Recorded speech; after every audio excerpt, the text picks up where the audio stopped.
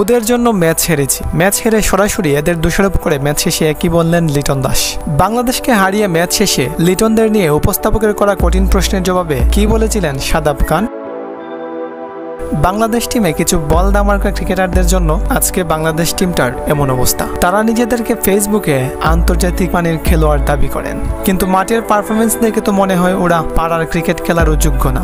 ওরা আসলে কি খেয়ে যে মাঠে নামে ওরাই একমাত্র জানে। খেলা টি-20, অথচ ব্যাটিং দেখুন টেস্ট খেলোয়াড়রাও তো এর চেয়ে ভালো খেলেন। এদিকে শরীফুল ইসলামকে দেখুন, একে তো রান দিয়ে পাকিস্তানকে একেবারে চাঙ্গে তুলে দিয়েছেন, তার উপর আবার এত বড় বড় ওয়াইড। আর রিশাদ হোসেনকে নিয়ে কি আর বলবো, এতদিন পিএসএল এ খেলেও একেবারে দায়িত্ব কাণ্ড জ্ঞানহীন বোলিং। 4 ওভারে 55 রান দিয়ে মাত্র 1 উইকেট। আর বাংলাদেশের ব্যাটসম্যানদের অবস্থা তো আরো নাজেহাল। 17 বলে 31 রান করেছিলেন তানজিদ তামিম, যা বেশ ভালোই ছিল।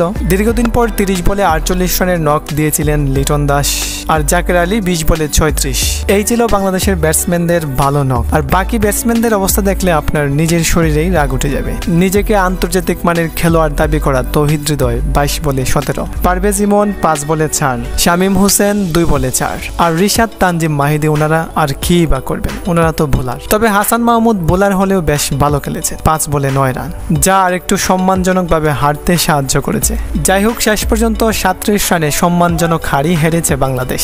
এদিকে 3 দিনের টি-20 সিরিজের প্রথম ম্যাচেই দুর্দান্ত জয় তুলে নিয়েছে পাকিস্তান। ম্যাচ হেরে ম্যাচ শেষে প্রেজেন্টেশনে লিটন দাস বলেন, শুরুতে আমাদের বোলাররা বেশ ভালো বোলিংই করেছিল, কিন্তু শেষ মুহূর্তে খুবই খরুচে বোলিং করেছে, আর যে কারণে 200+ রান করে নেয় পাকিস্তান। ব্যাটিংয়েও আমরা খুব একটা ভালো করতে পারিনি, আর যে কারণে মূলত আমরা হেরে গেছি। এরপরের ম্যাচে স্ট্রংলি কামব্যাক করার কথা বলেছেন লিটন। আর এদিকে ম্যাচ জয়ের পর ম্যাচ শেষে লিটনদের নিয়ে শাদাব খান বলেছিলেন, বাংলাদেশ ভালো খেলেছে, তানজিদ তামিম, লিটন দাস খুবই ভালো ব্যাটিং করেছেন, আশা করি তারা পরের ম্যাচে আরো ভালো কিছু করবে।